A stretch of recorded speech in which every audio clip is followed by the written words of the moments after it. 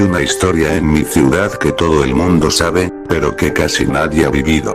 La historia fue contada por primera vez por un taxista, hace años, que vivió en carne propia esta aterradora experiencia, ¿verdad? ¿Mentira? Nadie sabe. Cuentan que este taxista estaba trabajando a altas horas de la noche. Le había tocado llevar una carrera hasta un lugar muy lejano de la ciudad, y al terminar esta, según él, iría ya a descansar, pero cuando descargó a su pasajero, se encontró a otro pidiendo sus servicios. Era una mujer joven y hermosa y se veía muy preocupada, así que el conductor no la dejó allí, sino que la montó en su automóvil, para con esta carrera, terminar ya su trabajo. La mujer pidió que lo llevara hasta una calle cerca del cementerio y el conductor, amablemente la llevó allí. El camino fue largo y amañador y para cuando llegaron al destino estaba muy de noche ya y el frío que estaba haciendo era mortal, por esto, el conductor le prestó a la señorita su chaqueta, para que se protegiera del frío. La mujer le dijo muy amablemente que fuera a recoger su chaqueta al lugar donde la había recogido. Que ella vivía en la casa grande y vieja. Al día siguiente, por la tarde, cuando el conductor comenzaba su trabajo, fue por su chaqueta al lugar donde la mujer le había dicho. Cuando llegó a esa casa, abrió una señora algo vieja y el señor le preguntó por su chaqueta y por probablemente su hija, pero la mujer, cuando oyó la descripción de la muchacha, se puso a llorar descontroladamente y el hombre le preguntó que por qué lo hacía y ella simplemente le respondió. Es mi hija señor y murió ayer por la mañana.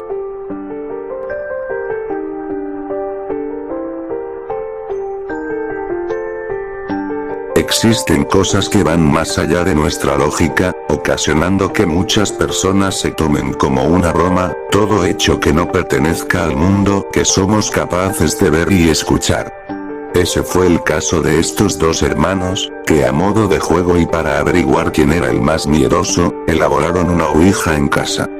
Como era de esperarse, uno de ellos sí que le tenía miedo a los espíritus, sin embargo accedió a jugar al verse presionado por el otro. Esa noche, apenas sus padres salieron de casa hacia un compromiso, dieron inicio al macabro juego. Primero colocaron un vaso sobre la improvisada tabla y manipulándolo con los dedos, comenzaron a hacer las típicas preguntas de principiantes. ¿Hay alguien en esta habitación? ¿Alguien que quiera hablar con nosotros? El más valiente de los chicos preguntaba en voz alta, mientras su hermano miraba con inquietud, como el vaso se desplazaba por sí solo y de manera rápida por el tablero. ¿Quién eres?, insistió el otro niño. Dos palabras fueron deletreadas en la ouija. ELDIBLO. Al leer esto, el hermano pequeño quiso escapar de la habitación, corriendo y gritando aterrorizado. Sin embargo, sus dedos no podían soltarse del vaso, que seguía moviéndose para contestarle a su hermano. ¿Estás aquí? Te ordeno que te manifiestes. En ese momento, una densa neblina comenzó a inundar la habitación, y los hermanos se desprendieron del caso como pudieron. Asustados, se encogieron en un rincón en tanto una figura se materializaba ante ellos. Se trataba de un rostro deforme y demoníaco, que emitía malévolas carcajadas. Por suerte para los niños, la niñera que los estaba cuidando escuchó el escándalo y fue a ver qué pasaba. En cuanto abrió la puerta la niebla se desvaneció, revelando a dos chicos muy pálidos y asustados. ¿Pero qué ha sucedido aquí? ¿Qué estaban haciendo?, inquirió ella, mirando la ouija y el vaso en el suelo. Los niños le contaron todo lo que había ocurrido a la muchacha. Si bien cualquier persona en su lugar no habría creído una palabra, ella lo hizo y decidió que de ahora en adelante iba a cuidarlos mejor. Desde entonces no ha dejado de vigilarlos, ya que aquella noche, una extraña marca apareció en la cabeza de los niños, en forma de quemadura. Está formada por los números 666. Y esa marca significa que sus almas son del diablo.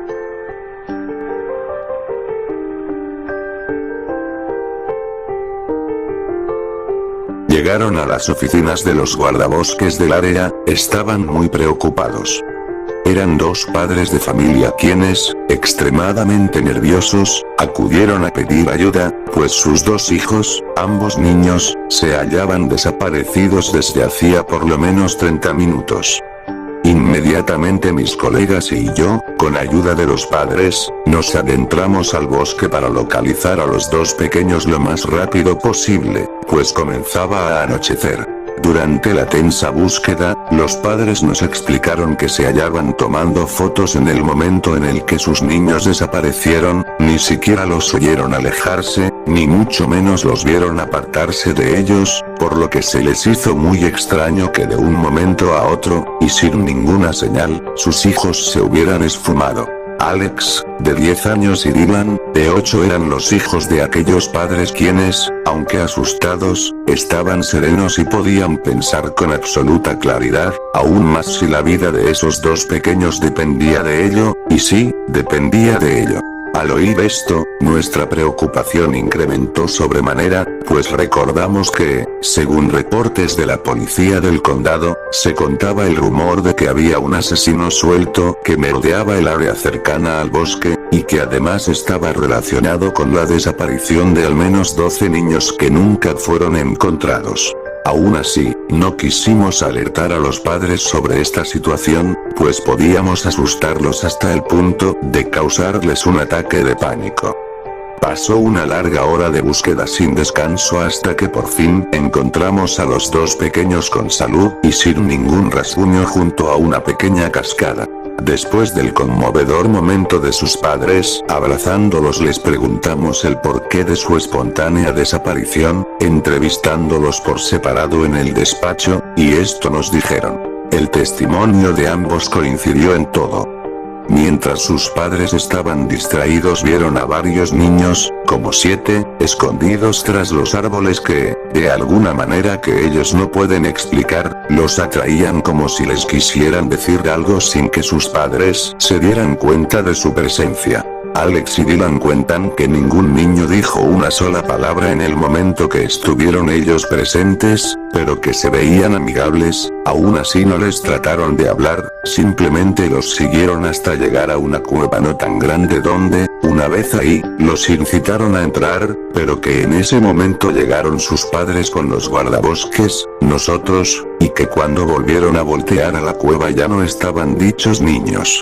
Alex, molesto, afirmó que solo se habían desaparecido como 10 minutos y no se habían apartado tanto de donde sus padres inicialmente se encontraban, pero esto obviamente era mentira, pues los encontramos 3 kilómetros dentro del bosque. Sin embargo, sus padres afirmaron que estaban en el borde, cruzando un puente que atravesaba un río, el cual era el límite de dicho bosque, cuando los niños se esfumaron. En fin, esta no es la razón por la que relato esto, pues lo que pasó después realmente me inundó la cabeza de un sinfín de dudas. Resulta que, 2 días después de dicho incidente, vimos a la policía arribar al bosque y adentrarse de una forma que nos pareció alarmante.